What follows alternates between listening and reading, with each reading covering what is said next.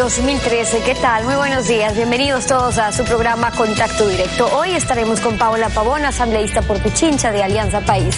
La controversia por la despenalización del aborto en caso de violación y la advertencia presidencial de revocatoria del mandato a un grupo de asambleístas de Alianza País. Además estaremos conversando con Guillermo Abad, el director ejecutivo de Justicia Vial. Las infracciones de tránsito en el proyecto de Código Orgánico Integral Penal frente a los accidentes de tránsito como causa de muerte, con el Ecuador ocupando el segundo puesto en América Latina.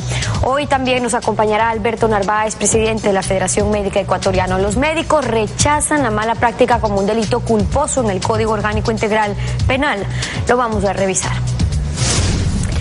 Más médicos rechazan el proyecto de Código Integral Penal y las sanciones que contempla para la mala práctica profesional. Ayer los médicos del Hospital Vaca Ortiz se sumaron a la protesta colgando sus mandiles por el descontento a la penalización de la mala práctica profesional.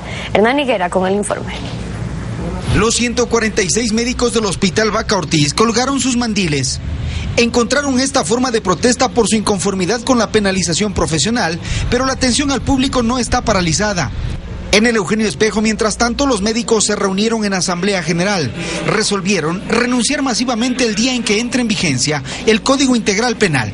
Así lo informó el doctor Vicente Álvarez, aclarando que es una decisión individual. Estamos presentando nuestra renuncia cuando se apruebe el Código Penal con los artículos que están al momento redactados. Pero aún abrigan la esperanza de que el artículo sea cambiado. Ellos dicen no amparar la impunidad en casos de mala práctica médica y proponen que eso debe regularse en el Código de la Salud. No queremos impunidad tampoco. Nosotros tampoco estamos con ese espíritu de cuerpo. Tienen que hacer las normas claras, concisas. Esperan ser escuchados tras el discurso del presidente el pasado sábado, aunque al mismo tiempo se desalientan ante la advertencia de reemplazo con médicos extranjeros. El presidente Correa, en su cuenta de Twitter, admitió que es tarea difícil conciliar los justos reclamos de las víctimas de mala práctica médica con los riesgos inherentes de la profesión. Lamentablemente, dice el presidente, cierta prensa y grupos lo que buscan es el conflicto, que no renuncien los médicos para ver si se perjudica el gobierno, no importa cuántas muertes ocurran. La actualidad, los protagonistas, el análisis y la información en Contacto Directo.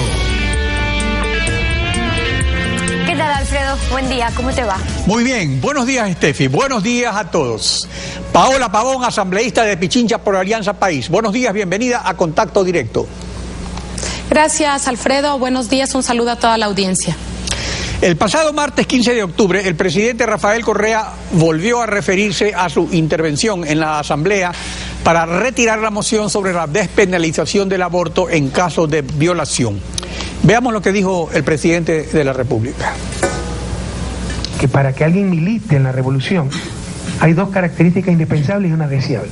Indispensable, coincidencia ideológica. Indispensable, confianza política, y deseable, cariño, estimación, amistad, compañerismo. Deseable. Pero si ya no se logra lo tercero, qué pena. Pero se debe tener coincidencia ideológica y confianza política. Se rompió eso. Por eso lo llamé traición y me ratifico que fue una traición. Y eso no se arregla con palabras bonitas delante de la Cámara y decir que te queremos mucho, presidente, y que tus parientes son los traidores. O sea, la mediocridad, no los parientes, los traidores. ¿Qué tienen que ver los parientes? O sea, aquí es la militancia, el compromiso ideológico, la organicidad. Entonces, ese es el problema.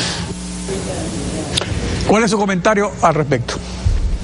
Mire, señalar, Alfredo, que durante estos varios meses de discusión profunda sobre el informe para segundo debate, hemos presentado posiciones distintas sobre algunos temas. Hay muchos temas que nos juntan en este proceso de revolución ciudadana. Son 5 años que venimos caminando, que venimos construyendo este proceso, que es un proceso que se hace como todo lo que pasa en democracia, con posiciones y puntos de vista distintos, buscando siempre el mejor camino que nos permita seguir realizando los cambios profundos de transformación. Mire, hemos venido discutiendo varios temas, no solamente el tema de la interrupción del embarazo en el caso de violación, el tema de la mala práctica profesional, el tema del terrorismo, el financiamiento del terrorismo, varios nudos críticos que hemos encontrado en el COIP. Sin embargo, varios compañeros asambleístas, el día de la discusión del segundo informe, hemos planteado una moción que nos permitía votar por separado el artículo respecto respecto a la interrupción del embarazo, es decir, al aborto no punible, precautelando la votación del libro primero. Usted recuerde que la moción que presentó el compañero Mauro Andino planteaba una votación por libros. Había preocupación respecto de ese artículo, creo que no es nuevo, nosotros hemos manifestado durante muchos años un compromiso con los derechos de las mujeres y este es un tema que ha sido debatido profundamente en el bloque. Creo que también las condiciones han cambiado, no estamos hablando de uno, de dos, de tres compañeras, creo que estamos hablando de un grupo importante de legisladores. Posiblemente las miradas respecto de un acuerdo son distintas, a tal punto que el 13 de junio del año pasado, 13 de junio del 2012, en el informe para primer debate se coloca ya la interrupción del embarazo en el caso de violación. Este no es un tema nuevo, es un tema que lo ha venido discutiendo la bancada. También comentarle a la ciudadanía que antes de la discusión en el Pleno de la Asamblea sobre el segundo debate, hubo 4 reuniones de la bancada y en estas reuniones de bancada se presentó la posición de algunos compañeros asambleístas, como les señalo, no es un grupo menor, no voy a dar números de compañeros, creo que las intervenciones son públicas y por lo tanto pueden ser vistas por los ciudadanos y ciudadanas que tengan interés. Varios compañeros asambleístas plantearon esta posibilidad. Les señalo, hay muchos puntos con los que nosotros coincidimos plenamente, reconocemos el liderazgo de Rafael Correa. Creo que esto no se trata de palabras bonitas, las palabras bonitas son cuando hay compañerismo, cuando hay cariño y cuando hay reconocimiento. Nosotros insistimos, este es un proceso complejo, es un proceso que busca cambios profundos, una transformación absoluta del país. Hemos hecho mucho por las mujeres. El pensar distinto en un punto tan, diría yo, específico como es la posibilidad que tengan las mujeres el derecho a decidir en el caso de una violación sexual, no puede ponernos en orillas diferentes. Nosotros ahora, pero aquí hay otro tema al cual se refirió el presidente y al que usted se refirió cuando retiró la moción. Es a Pedro Delgado. Hace un año, en octubre del 2012, cuando estalló el caso Dusac, usted retiró la moción de que el Pleno trate ese caso para que pase a la Comisión de Fiscalización. Recordemos lo que se dijo en esa circunstancia por parte de usted y del presidente de la República.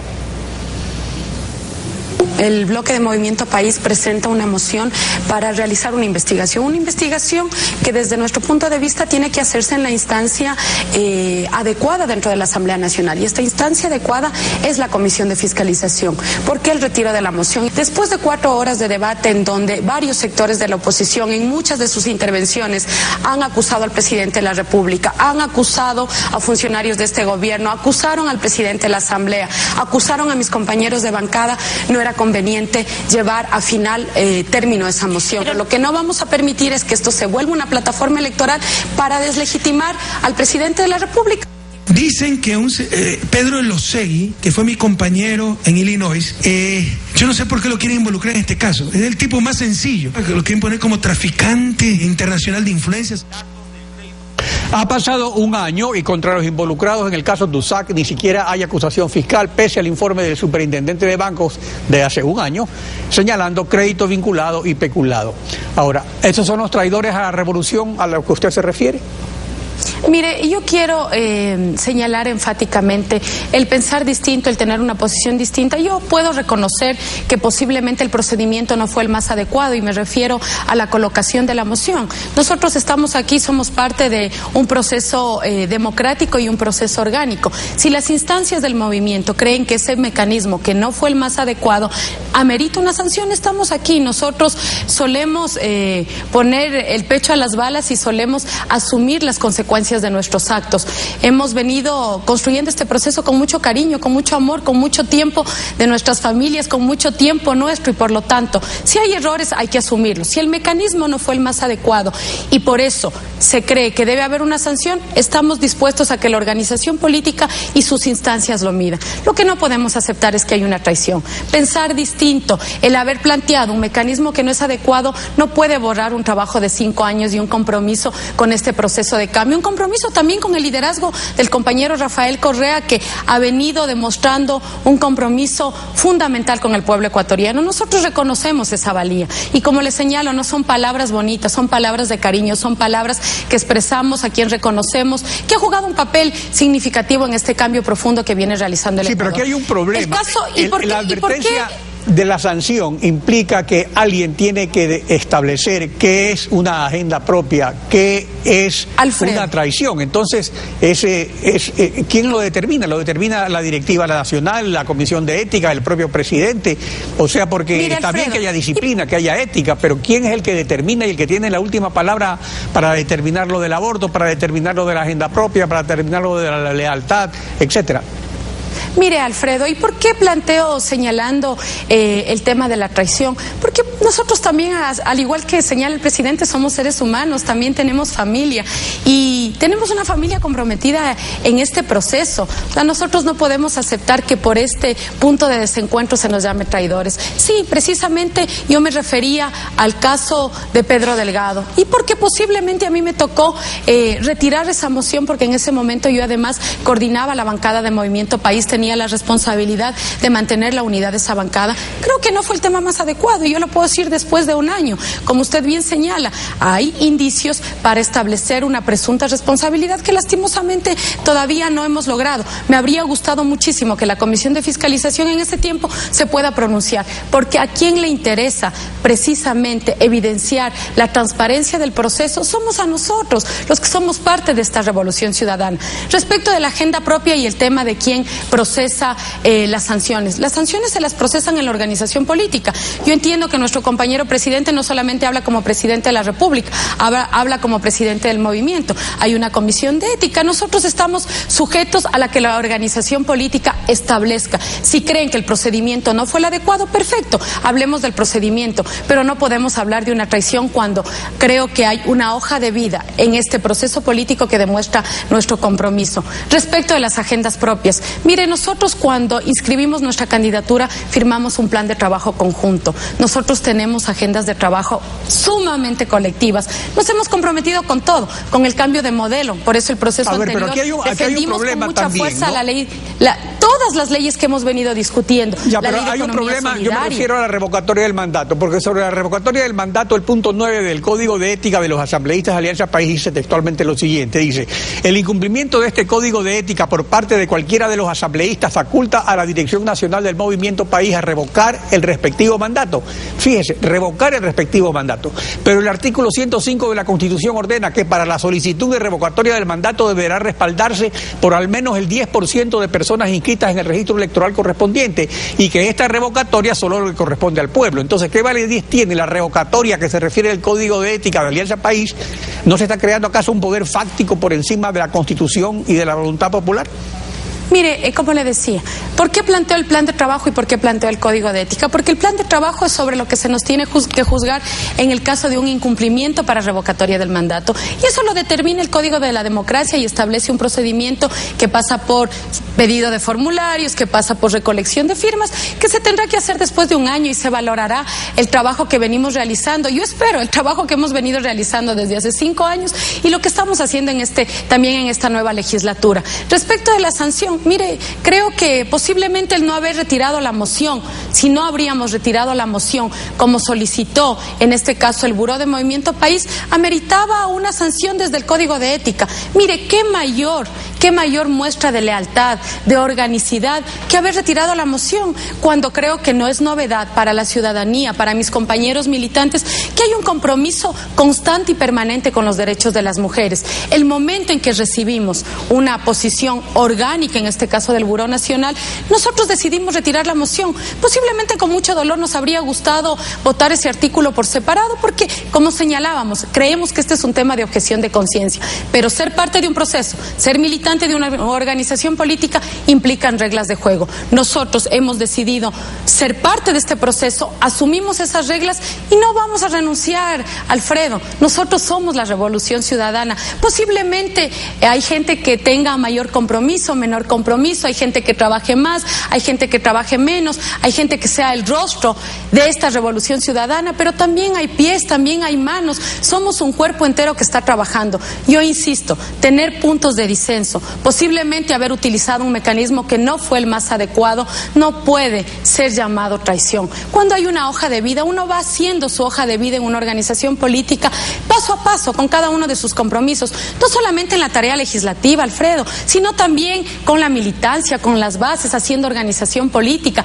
trabajando con los comités de la Revolución Ciudadana. Ese compromiso está a la vista de la ciudadanía. Nosotros esperamos que si la organización política cree que esto amerita una sanción, perfecto, aquí estamos, que se nos procese, pero jamás aceptaremos que se ha traicionado este proceso, porque nuestra vida, nuestro compromiso, nuestra esperanza está también afincada en este proceso. Creemos en los cambios que estamos realizando. Se han hecho muchos cambios, no solamente en la vida de las mujeres, sino cambios estructurales para el país, y seguiremos haciendo. La confianza política se gana, la confianza política se construye. Estoy segura que habrá muchas más batallas en, todo caso, en las que nosotros estaremos a la altura de esta revolución. A la espera de lo que se resuelva la directiva nacional como una disciplinada militante de la Revolución Ciudadana. Le agradezco su participación en Contacto Directo. Muchas gracias a usted. 7 de la mañana con 16 minutos. Pausa y en breve estaremos con Guillermo Abad. Los delitos de tránsito en el proyecto de Código Integral Penal y el grave problema social de los accidentes de tránsito como causa de muerte. Regresamos para analizarlo. Quédese en nuestra sintonía. Adivinar es un deber de los que pretenden dirigir, lo dijo José Martí, político y escritor cubano.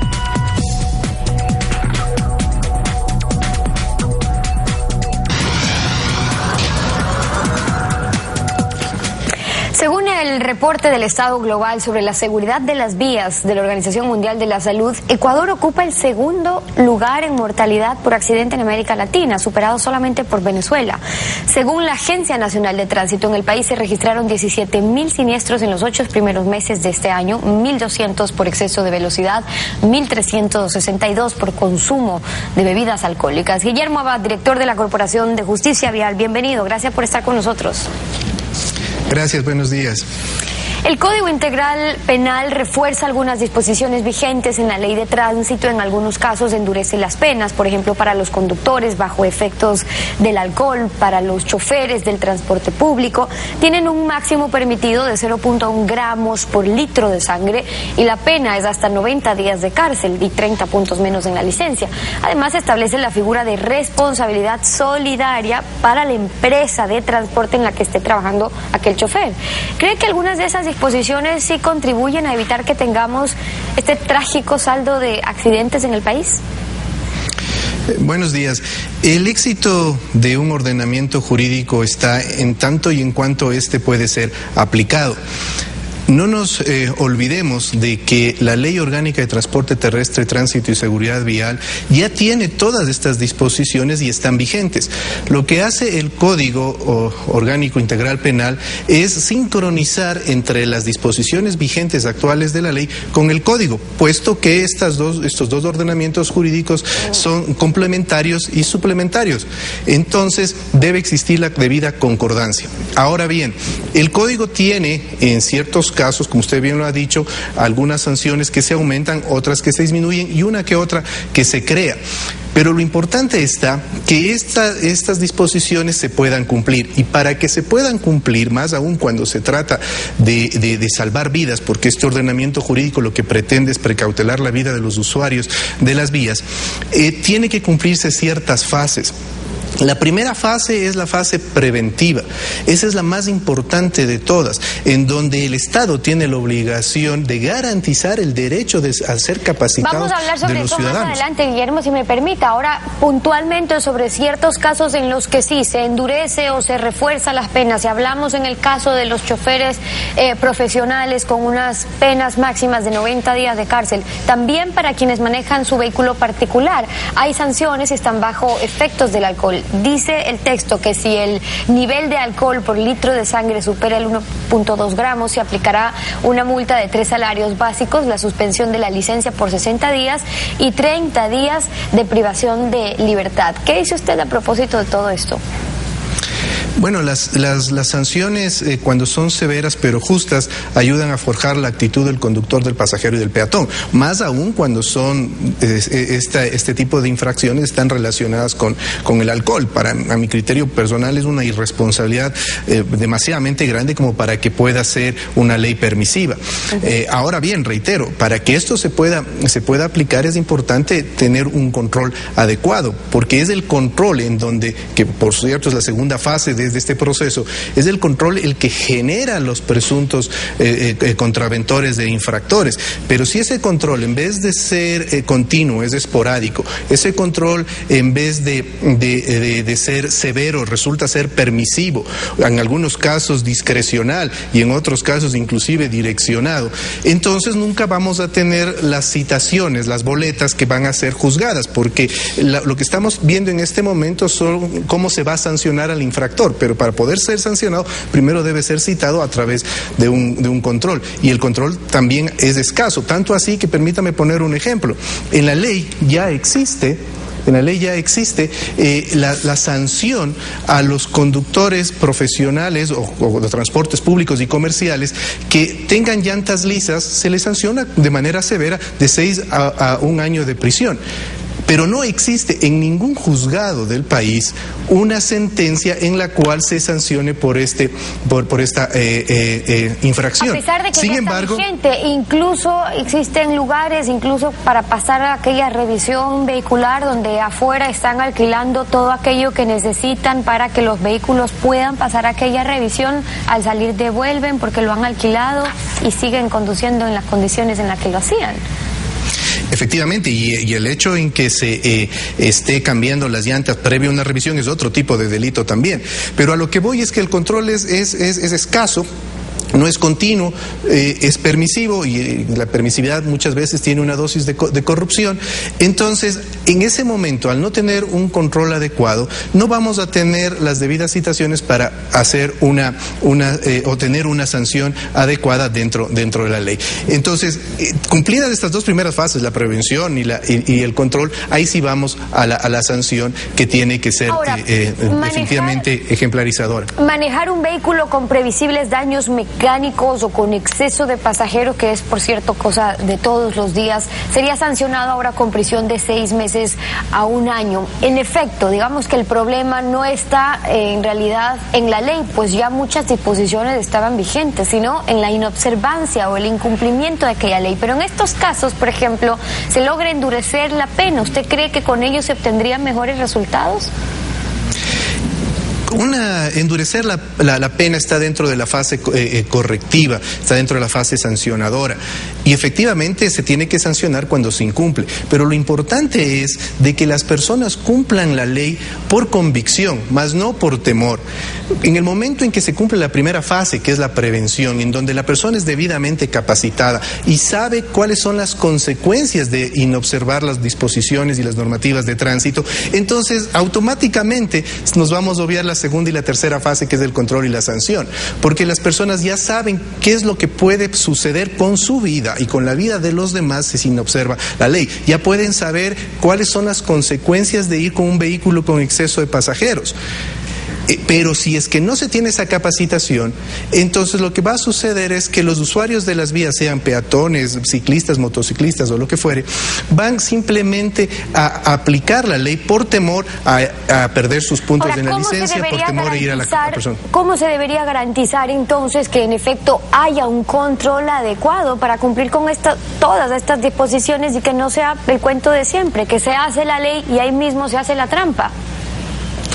Bueno, esto ya depende de la planificación que el organismo encargado de la seguridad vial de los ecuatorianos lo tenga.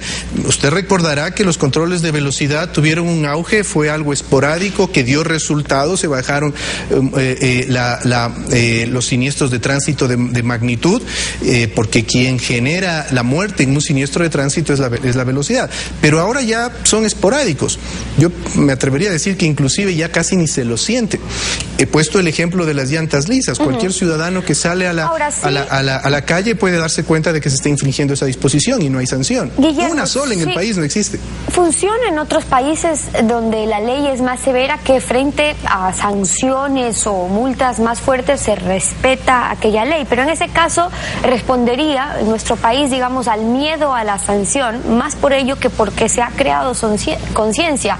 Eso se logra solamente con mayor educación vial. Por eso en la ley se estableció que sea obligación del Estado garantizar el derecho de las personas a ser educadas y capacitadas en materia de tránsito y seguridad vial. Y eso dice la ley que ya está vigente, pero ¿qué ha pasado con la aplicación en los centros educativos de la materia de educación vial, que fue lo que se planteó? En febrero del 2009 debía ya implementarse como materia obligatoria dentro del pensum de estudio, en tanto en instrucción primaria como secundaria, educación vial, cosa que no se lo ha hecho. Y es ahí en donde tenemos que trabajar, porque si el 95% de los siniestros de tránsito están íntimamente ligados al factor humano, es ahí en donde tenemos que justamente trabajar, es ahí en donde está la solución. El problema de los siniestros de tránsito es de la persona. Claro que el grado de responsabilidad en la seguridad vial difiere entre un actor y otro. La responsabilidad vial es un compromiso de todos, es una responsabilidad de todos, pero el grado de responsabilidad entre un actor y otro es diferente. El grado de responsabilidad del peatón no puede ser el mismo que el grado de responsabilidad de la autoridad, porque la autoridad tiene que cumplir y hacer cumplir la ley, y si no hace cumplir la ley, como en este caso el artículo 4 que usted está mencionando, que a mi criterio es el más importante de todos los artículos de la ley, entonces ¿cómo vamos a tener a un usuario de la vía consciente, a un usuario de la vía que llegue a tener una cultura vial tal que tenga no solo la capacidad de defender su vida, sino de defender la vida de los demás también? Son algunas de las recomendaciones de Guillermo Abad, director de la Corporación de Justicia Vial, hoy en Contacto Directo. Gracias por haber estado con nosotros. Gracias a usted. 7 de la mañana con 31 minutos, pausa, y en instantes estaremos con Alberto Narváez. Hablaremos sobre la mala práctica médica, mala práctica profesional en el proyecto de Código Integral Penal. ¿Cómo se debe técnicamente determinar el error o la falta de prolijidad profesional? Ya regresamos, quédese con nosotros.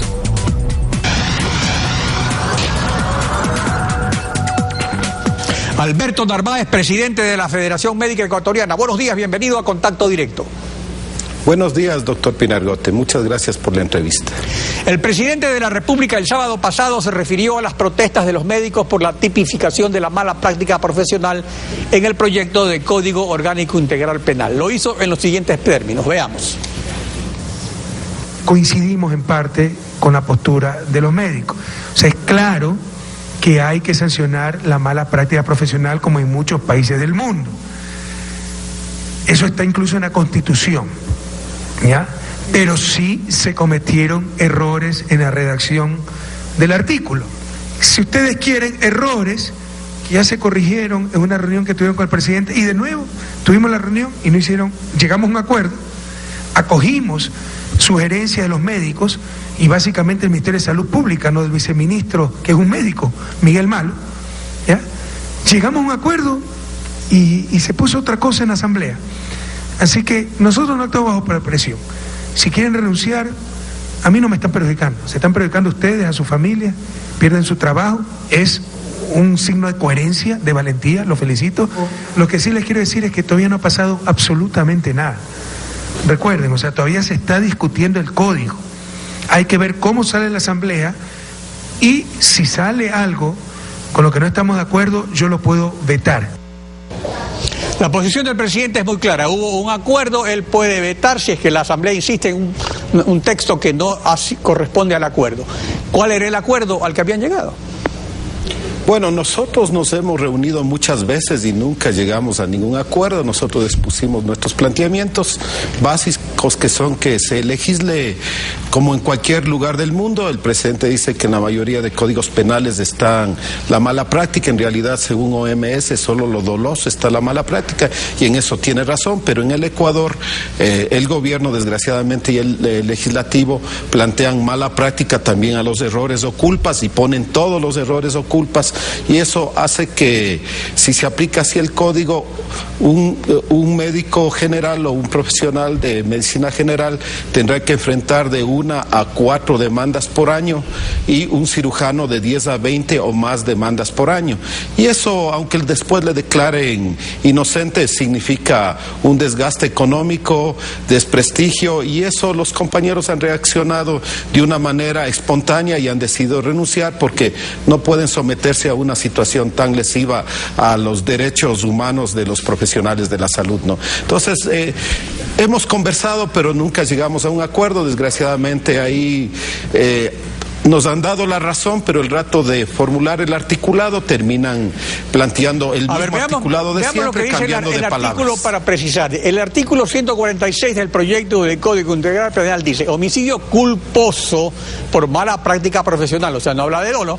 La persona que al infringir un deber objetivo de cuidado en el ejercicio o práctica de su profesión ocasione la muerte de otra, será sancionada con pena privativa de libertad de 3 a 5 años. Y el mismo artículo 146 en su párrafo tercero indica: para la determinación de la infracción del deber objetivo de cuidado se tomarán en cuenta protocolos, guías, reglamentos o normas técnicas nacionales o internacionales a cada profesión, si existen, así como las condiciones o circunstancias particulares en que se ejerció o practicó la profesión. A ver, ¿cuál es el problema? Porque los homicidios culposos también existen para otras actividades. O sea, el doloso y el culposo también es un tipo de homicidio. ¿Cuál es el problema? El deber objetivo de cuidado es lo mismo que decir error sanitario. El problema es que cuando a un médico le acusan de haber cometido un error, y es tan ambiguo, tan amplio, en la mayoría solo en 3 códigos penales del mundo, las negligencias intencionales o temerarias están en los códigos penales, las demás no están ahí. Los ingleses ya desecharon poner inclusive las negligencias intencionales o actos temerarios graves, y decidieron eso por las graves repercusiones. El problema es que se pone todos los errores cuando en la mayoría de códigos penales, legislaciones del mundo, se legislan a nivel de sede administrativa, es decir, con sanciones de suspensión, obligación de estudiar e indemnización a los pacientes. Porque no estamos diciendo que no se sancione, que se sanciona como se sanciona en la mayoría de países del mundo, en los que la mala práctica, que es dolo, está en el Código Penal, pero las culpas en casi todos los códigos, en todas las legislaciones del mundo, están en los códigos civiles o en las leyes orgánicas de la salud. Ya repito que la probabilidad que con esta redacción, que decir falta de deber de cuidado es lo mismo que decir error.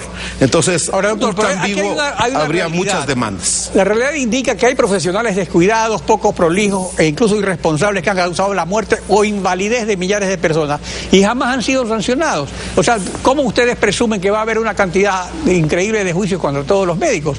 O sea, los peritos que investiguen estos casos deben ser independientes, porque si no, ni siquiera informan qué medicamentos dieron a los pacientes o cómo se los administraron. Entonces, ¿qué es lo que propone concretamente la Federación Médica al respecto, de acuerdo a lo que usted ya ha señalado?